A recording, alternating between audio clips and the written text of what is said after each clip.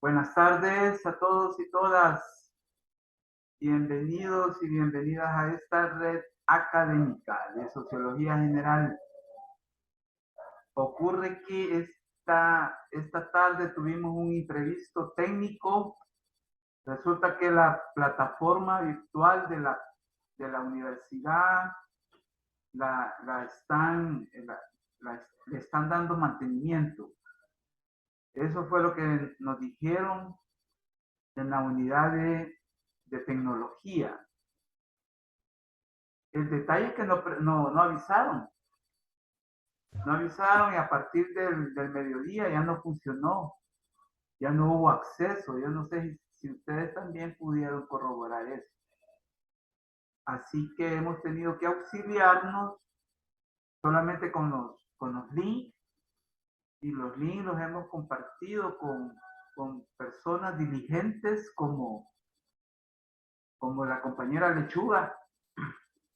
Le agradezco, compañera, porque sin usted no hubiera sido posible que nos conectáramos esta tarde. Así que, de nuevo, le agradezco, Célida. Así que vamos a... De nada.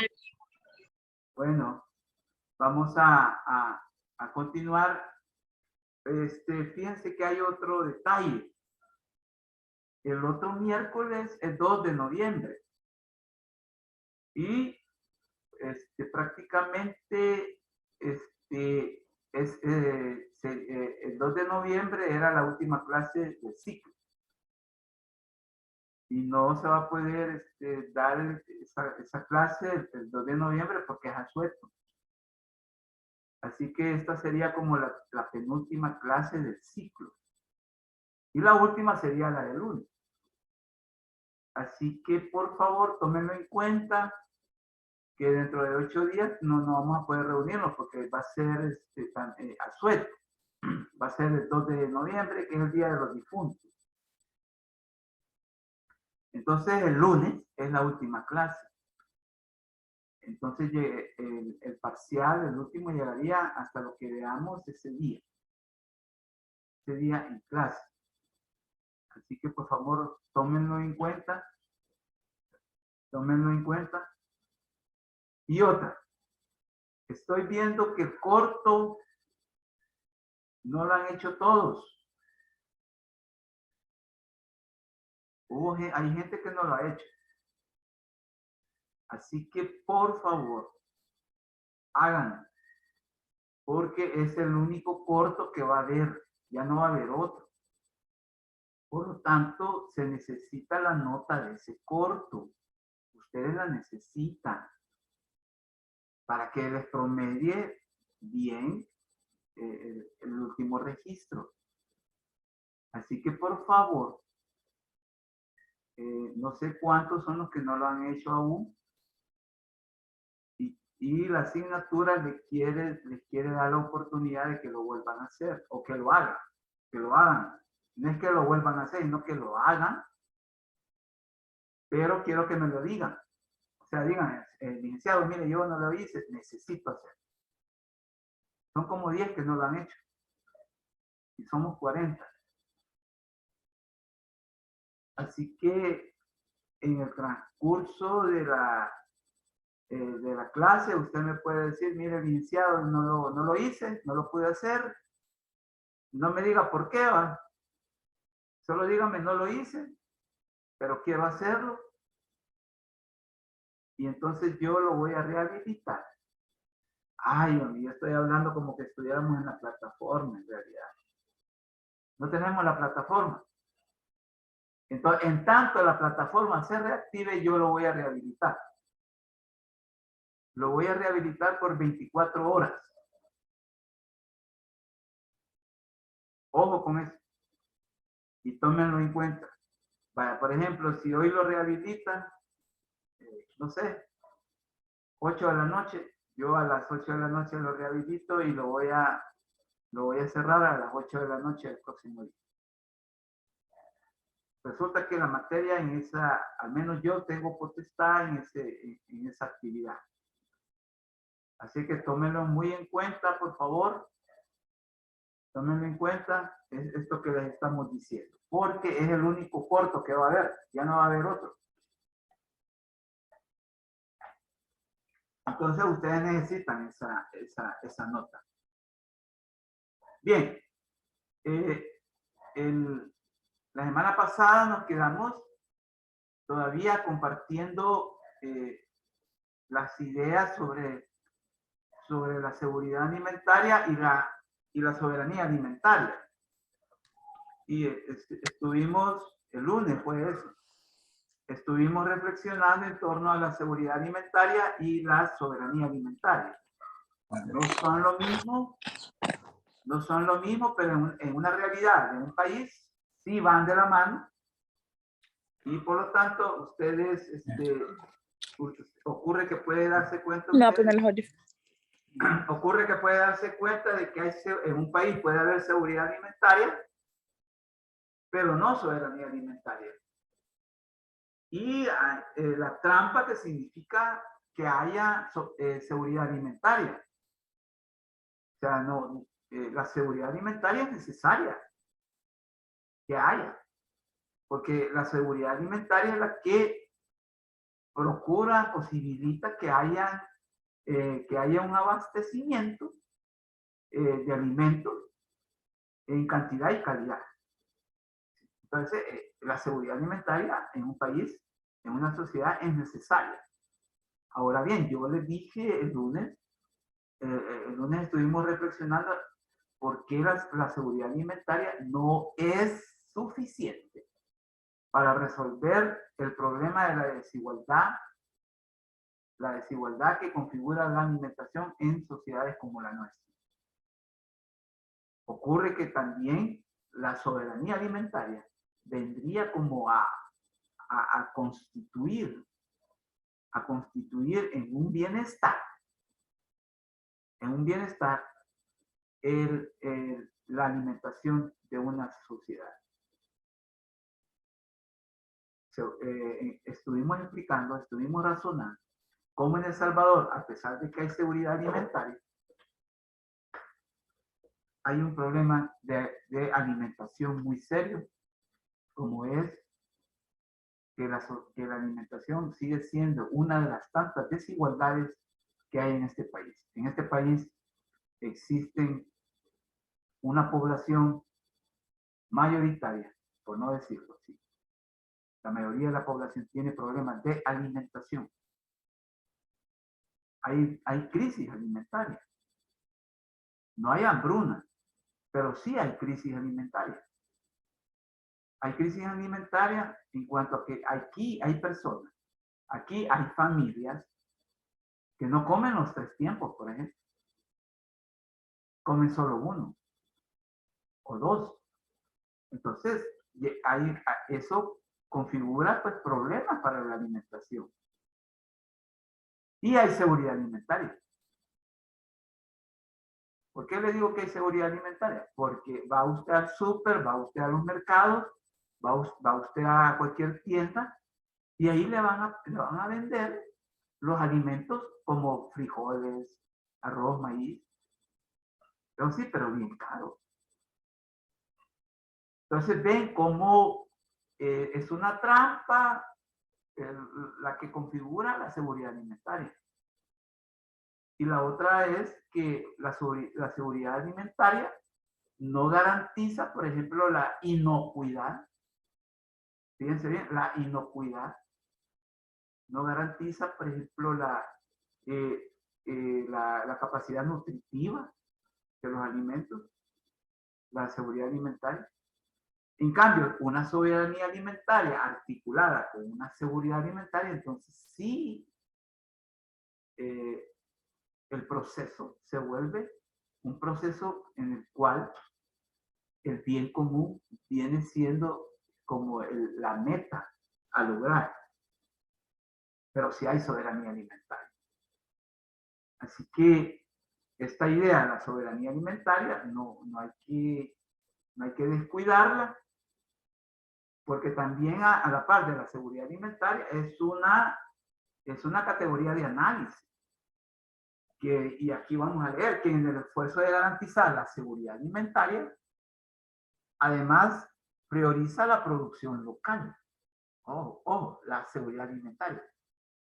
Prioriza la seguridad local. Otro aspecto muy importante del que casi no hemos hablado, al menos aquí en clase, y que también es necesario recalcar. Una soberanía alimentaria es tan importante que también le urge, le preocupa y le ocupa el acceso a la tierra. Resulta que aquí hay tierras ociosas. Hay tierras ociosas y que necesitan ser productivas. Necesitan que se eche la mano, ¿sí? Que se eche la mano o manos a la obra a la producción. A pesar de que somos un país tan pequeño y con escasez de tierra, hay tierras ociosas. ¿Por qué? Porque sus dueños no las quieren ni rentar, no las quieren hacer producir tampoco. Entonces, una soberanía alimentaria es tan importante que también le importa mucho el acceso a la tierra. Otro aspecto que también una soberanía alimentaria busca es el acceso al agua. Al agua. Porque recordemos que la agricultura necesita el agua. Sin agua no puede haber agricultura sostenible.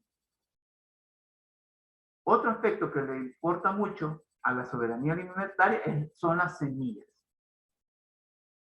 Semillas mejoradas, que le llaman ellos. Son las semillas mejoradas para hacer producir la tierra en una forma extensiva. Y otro aspecto importante que es el crédito, el acceso a créditos favorables para hacer producir la tierra. Ocurre que hoy los productores nacionales no tienen acceso a crédito, no les dan crédito, no les prestan dinero, la banca no les presta dinero. Entonces ellos se encuentran abandonados también en ese sentido. La soberanía alimentaria, sí, adelante David Castro, después Natalie o Natalia, ¿sí? Una pregunta, entonces el BFA es privado o es público. El Banco de Fomento Agropecuario, ¿te referís? Sí. No, es nacional, David, es nacional. Lo que pasa es que el Banco de Fomento Agropecuario excluye a los productores que no tienen capacidad de demostrar, como dicen, los requisitos que ellos ponen, porque ellos ponen unos requisitos bien, bien inalcanzables. O sea, los pequeños productos, por ejemplo, un microproductor no puede tener acceso a un crédito del Banco de Fomento Agropecuario. Entonces a las MIPYMES no les dan. No tienen acceso, porque no cumplen los requisitos que ellos tienen. Entonces, por eso es que es excluyente, los créditos son bien excluyentes. Ahí está el Banco de Fomento Agropecuario, yo no te niego, pero ellos trabajan más que todo con los medianos. O sea, los productores con los agricultores en medios, no así con los micros. Y ocurre que la mayoría de los productores son micros. Entonces, los medios, a eso sí, porque alcanzan a cubrir los requisitos.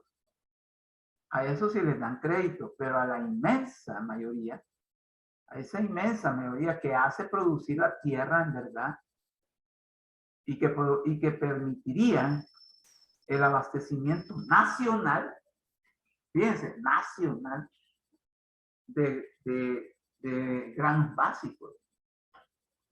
Pero repito, aquí siempre la tendencia es a beneficiar grupos económicos y grupos de poder. Entonces sí, tú tienes razón cuando tú me mencionas al Banco de Fomento Agropecuario, sí, pero son excluyentes. Excluyen a la mayoría. Sí, Natalia Oliva. ¿Tú querías preguntar o opinar? Sí, buenas tardes. Buenas tardes.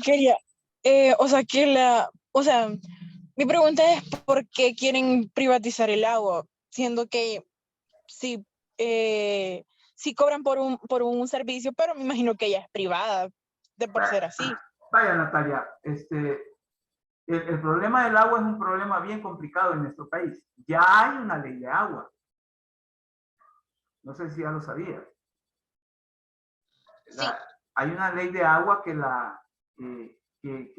quiero ver, fue allí por mayo, creo que la aprobaron, de este año.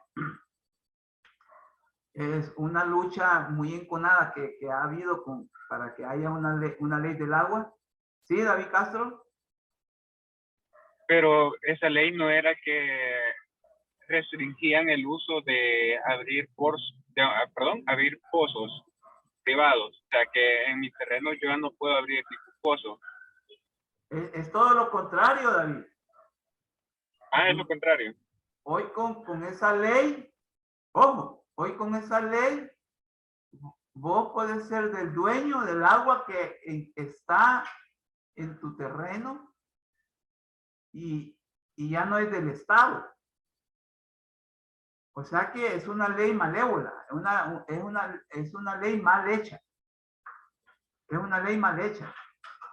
Ya tenemos una ley del agua que tanto el país la ha necesitado durante mucho tiempo, pero es una ley que necesita ser mejorada, necesita ser redimensionada, porque si bien es cierto, en sus postulados dice que el agua es un bien público y por lo tanto, si es un bien público, no puede ser privatizada,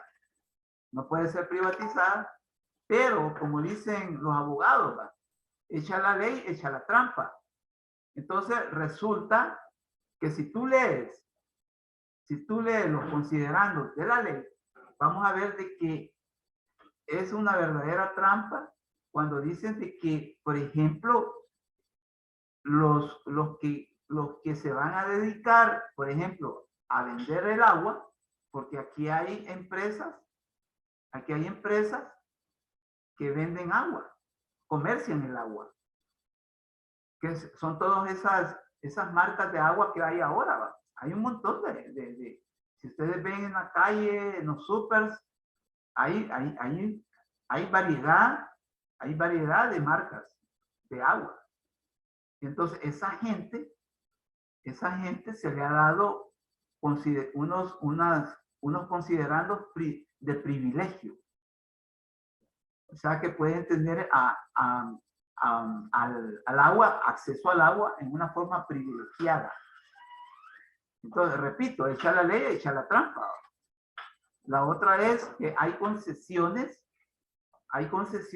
de hasta más de 30 años por el uso de las fuentes de agua. Y entonces ese es un abuso en un país donde el agua es escasa. Es escasa. Miren, yo siempre que he hablado del agua, yo siempre recomiendo que debemos de hablar en clave de derecho humano. En El Salvador es necesario hablar del agua, pero en clave de derecho humano. Porque si nosotros hablamos en clave de negocio, vamos a ver que va a haber gente que va a salir siempre beneficiada. Y se le va a dar, pues, los privilegios de como que si fuéramos un país con mucha agua, como Canadá, por ejemplo. Hay países donde el agua es abundante, pero en este país se legisla el agua como que si fuéramos un país en donde el agua abunda. Ojo, en este país no se puede hablar en una forma de negocio o en clave de negocio sobre el agua.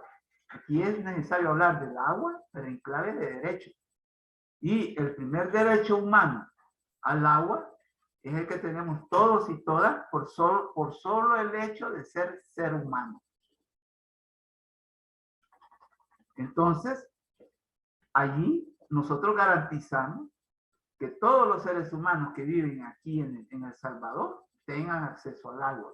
Ahora bien, hay una ley del agua, pero en la Constitución política no se quiere reconocer el derecho humano al agua.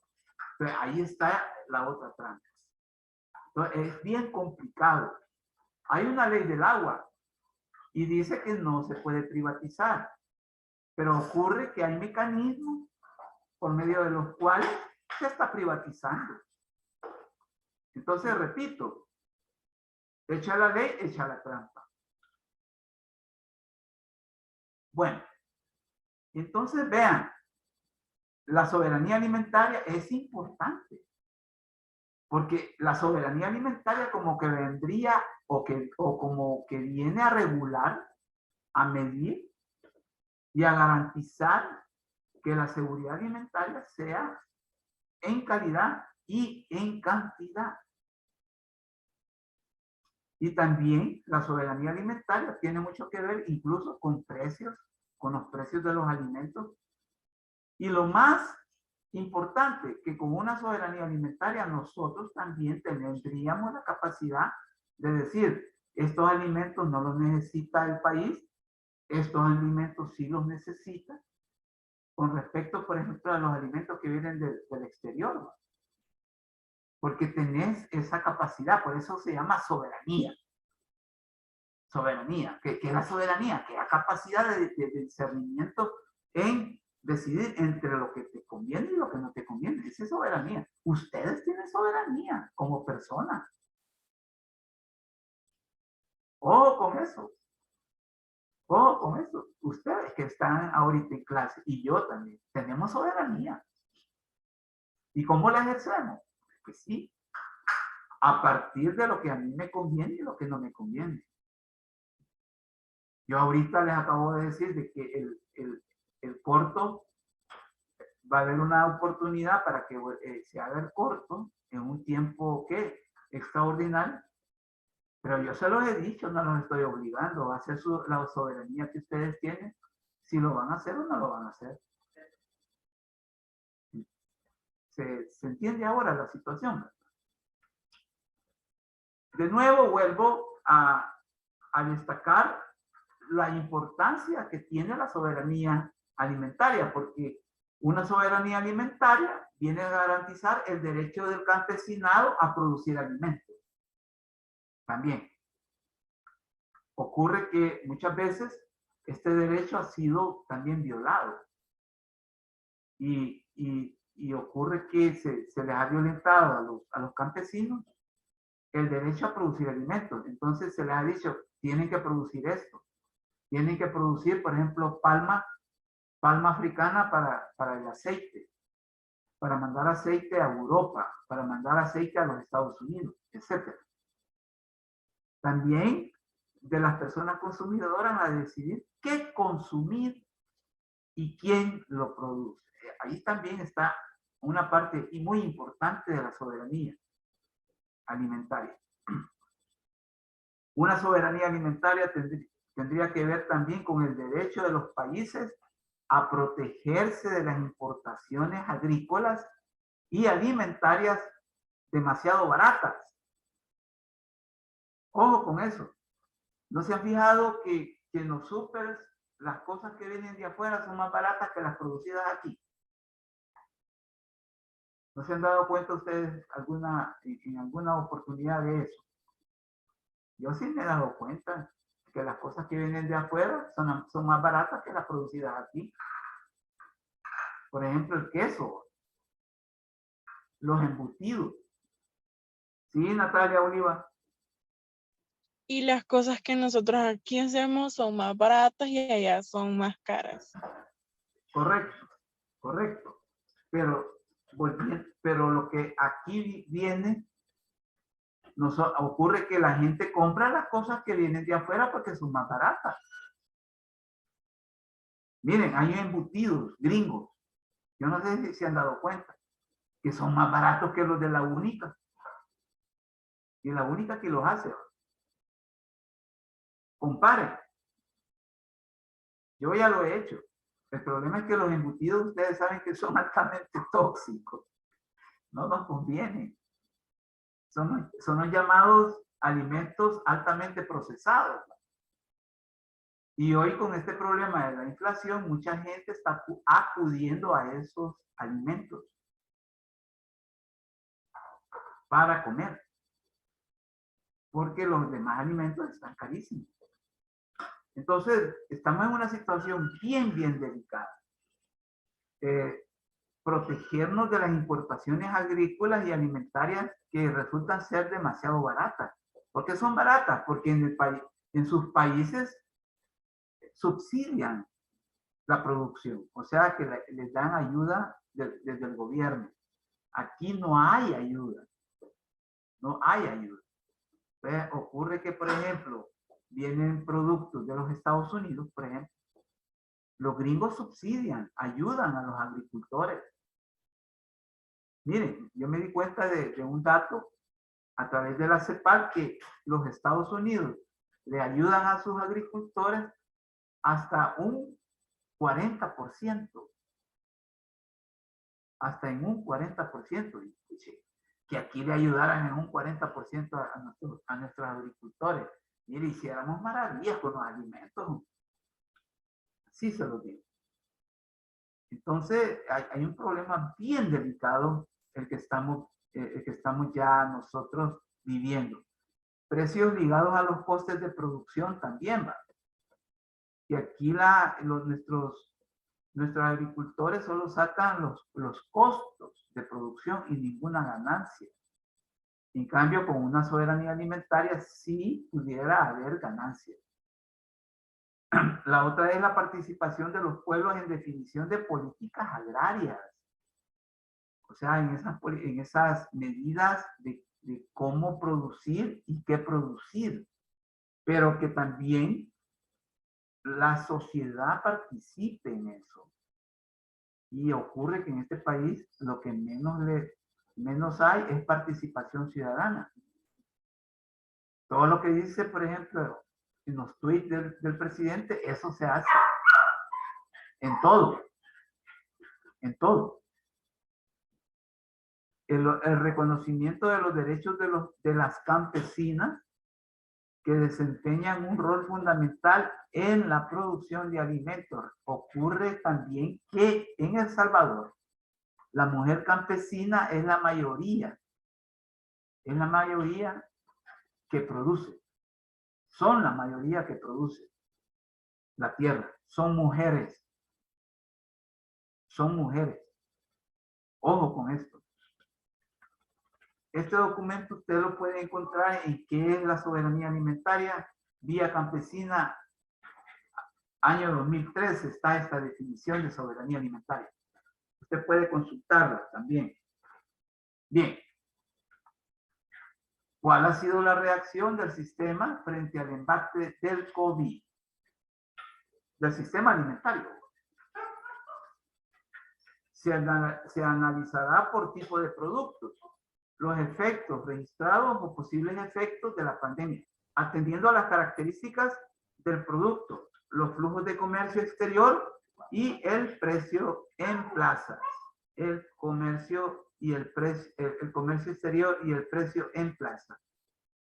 A partir de estos índices es que se puede hablar de una reacción del sistema agroalimentario frente al embate del COVID.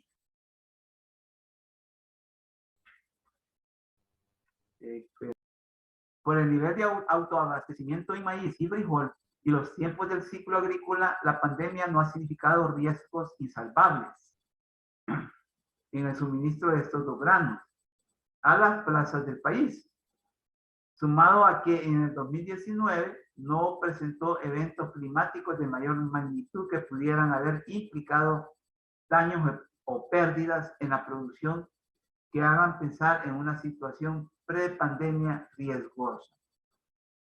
Ocurre que antes de la pandemia no se registraban riesgos en la producción de alimentos, más que todo de maíz y de frijol. Con la pandemia en medio de nosotros, hubo eventos climatológicos en el año 2020, el 2021 también, que afectaron la producción de granos básicos, en los cultivos de granos básicos, en plena pandemia. Hoy nuevamente con Julia, con la tormenta Julia, también esta afectó a los cultivos también de arroz, frijol y maíz, a tal grado que se habla de cifras millonarias de pérdidas.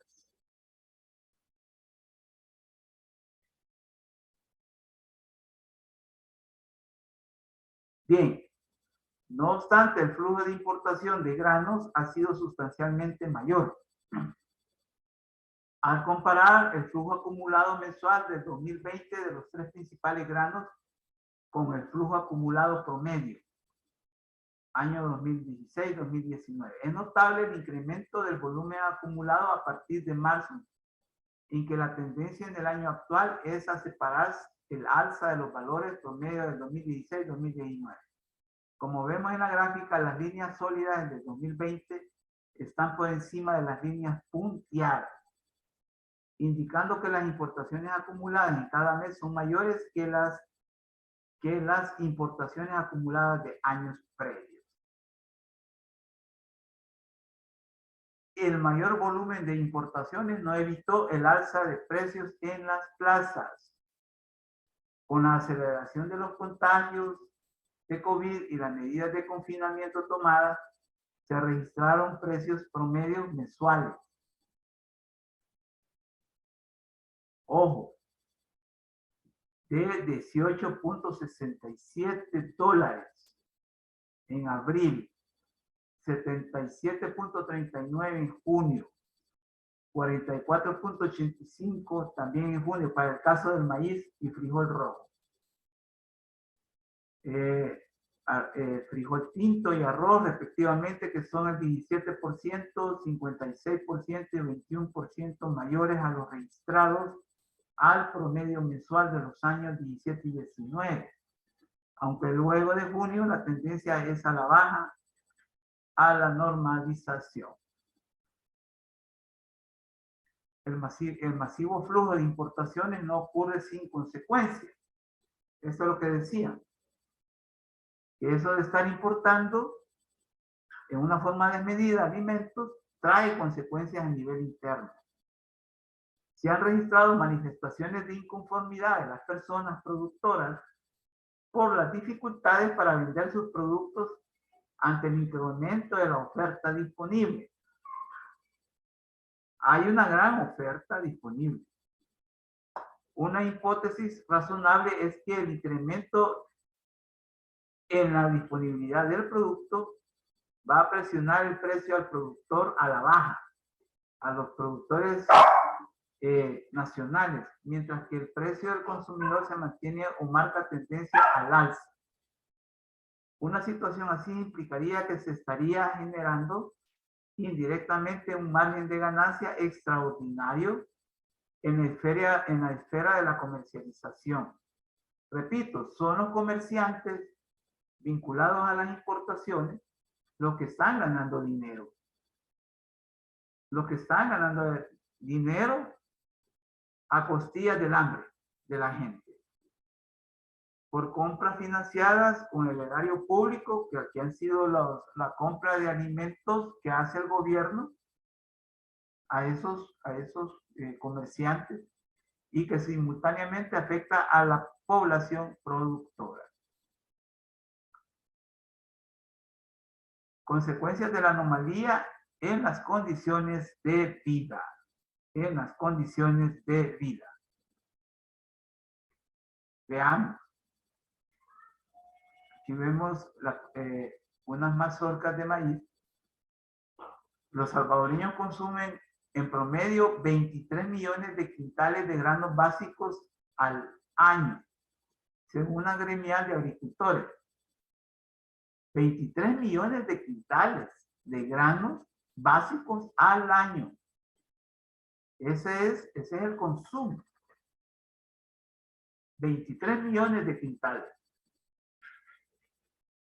Eso es lo que dicen las estadísticas oficiales. Dan cuenta de que el país ya no es capaz de producir esa cantidad de comida. Ya suman 6 años a la baja en el maíz, en el frijol, en el arroz y maicillo. Solo en esta cosecha hay 3.2 millones de quintales de granos menos de los que se consumen. Agricultores deben enfrentar el cambio climático también y a otros desafíos como las pandillas sin mayor apoyo estatal. Esto último podríamos decir que ha mermado por el momento. Las narrativas de la población afectada, el discurso que maneja la gente. ¿Qué es lo que dice la gente? Estamos fregados nosotros los agricultores. Dice Rigoberto Ruiz, parado sobre un pequeño montículo de pálidas mazorcas. Esto es todo lo que pudo arrancar este año como cosecha a una ladera para mantenerse él, su esposa y 5 hijos. Para llegar hasta el terreno hay que subir una empinada cuesta que se abre camino entre predios de maleza seca por un sol que ahí ya no calienta, quema. Este año la cosecha va para abajo, remata. Son los discursos que la gente maneja en el campo. Rigoberto no conoce de estadísticas, habla desde la tierra. Eso es real, es realista. Su tierra, una manzana de terreno que dedica al cultivo de maíz en la zona rural de El Salvador, en Mislique, La Unión. Los números del Ministerio de Agricultura y Ganadería le dan la razón. El Salvador ya no produce la cantidad suficiente de granos básicos para alimentar a sus más de 6.3 millones de habitantes. según la estimación para el 2021 de la Dirección General de Estadísticas y Censos, DIGESTI.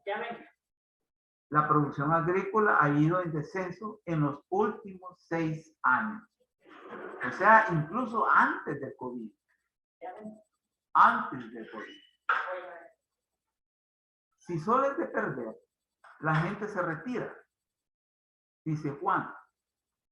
A él le queda una parcela dedicada al maíz. De frijol, ahí en Tamanique ya no hay rastro. Porque a diferencia del maíz que se secó en la Unión, aquí llovió tanto en el 2020 que nada quedó en pie. Todos los frijolares se pudrieron, dicen. Aquí pues hay una narrativa en cuanto a cómo ha sido el régimen de lluvias. Ocurre que en El Salvador siempre ha llovido, siempre ha llovido. Pero ahora está lloviendo mucho. Está lloviendo mucho en tan poco tiempo. Por ejemplo, en esta tormenta Julia, hubo una llovedera de 2 días. Pero en esos 2 días, que fue un fin de semana, creo que fue el domingo y el lunes, para amanecer lunes. En esos 2 días llovió lo que llueve en 15 días. En 15 días. Está lloviendo mucho en tan poco tiempo. Juan es de los pocos agricultores que todavía resisten en esa zona de la libertad. A él cuenta a sus hijos, le piden que ya no trabajen, que deje la milpa. Lo he hecho toda mi vida, ahora es menos, pero ahí vamos. Dice, y es que los más jóvenes, como sus hijos, consiguieron trabajos en la capital. Ahí en Tamanique, los jóvenes no se acercan más a los cultivos. Hay un problema antropológico aquí. Y a nosotros desde las ciencias sociales y específicamente desde la sociología nos parece que es algo adrede. O sea que se está como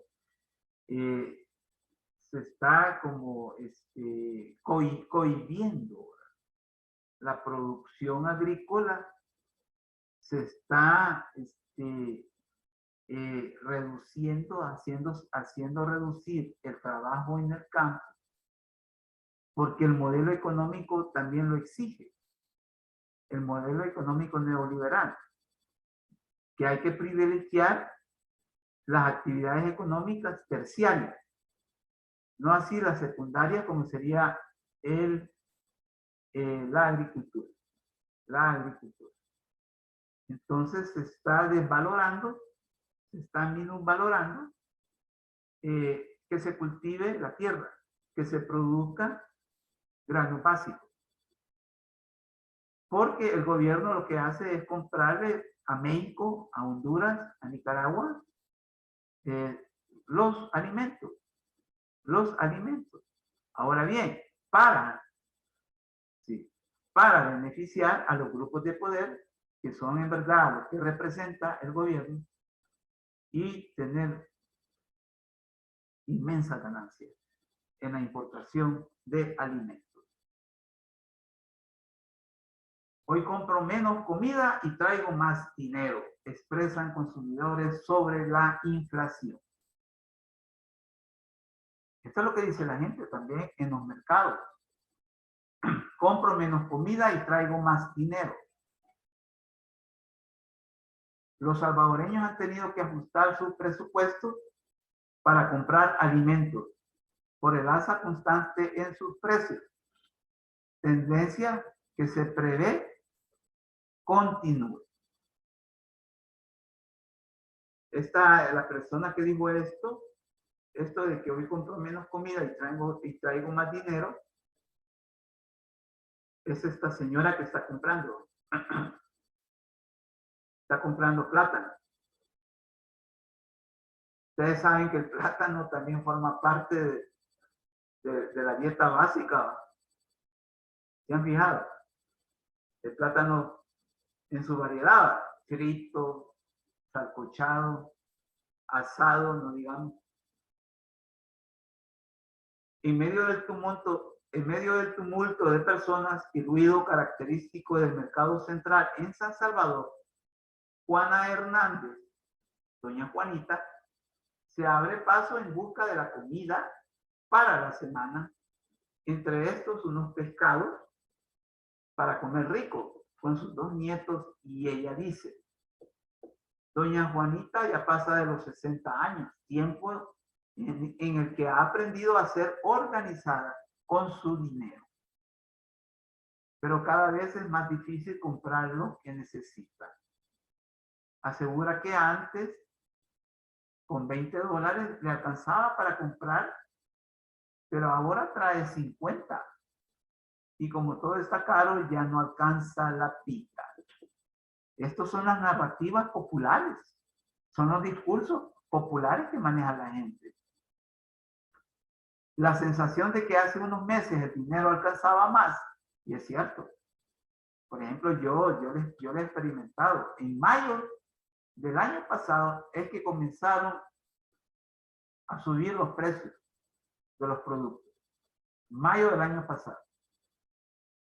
La sensación de que hace unos meses el dinero alcanzaba más no es una simple percepción.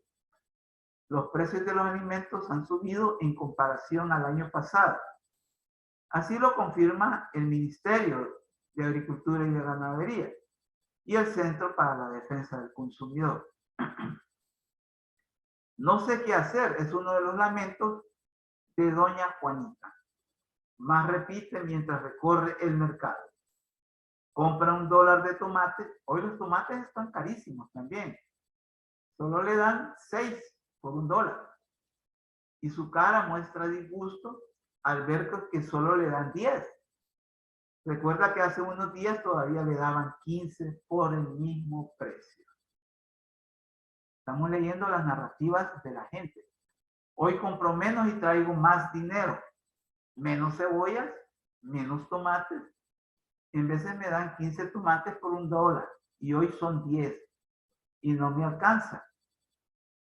Luego se me acaban y tengo que ir a morir a las tiendas.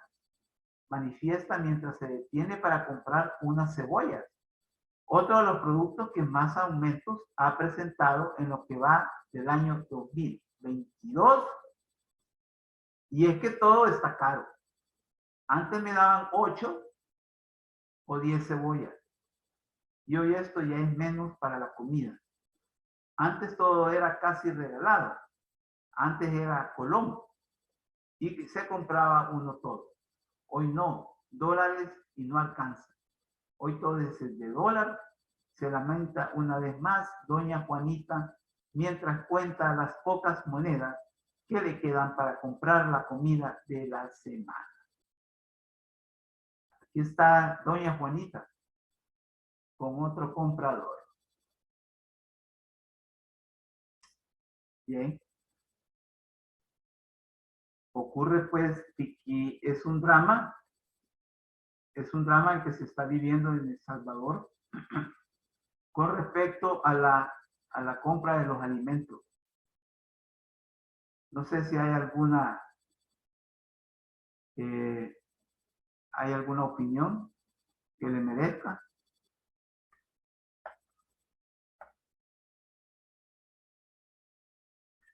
Usted que también compra, yo sé que muchos de ustedes son padres de familia ya, o madres también, y que también están viviendo los embates de los precios, del alza de los precios. Si usted considera, nos puede compartir su testimonio también. Seguimos con el problema de la alimentación. Algo que también queremos analizar es la incidencia de los factores socioculturales en el problema de la alimentación y nutrición. Lo vamos a dejar planteado porque ya vamos a llegar al final de la clase a las 5:50. A manera de introducción, algo necesario que destacar El 16 de octubre fue el Día Mundial de la Alimentación. Entonces, vaya pues esa efeméride, recordarla. El 16 de octubre se celebra el Día Mundial de la Alimentación y comulgamos con el concepto de que muchos de nosotros tenemos el poder de cambiar, modificar y optimizar la forma, cantidad y calidad de lo que comemos para bien nuestro y del resto del mundo. ¿Sí?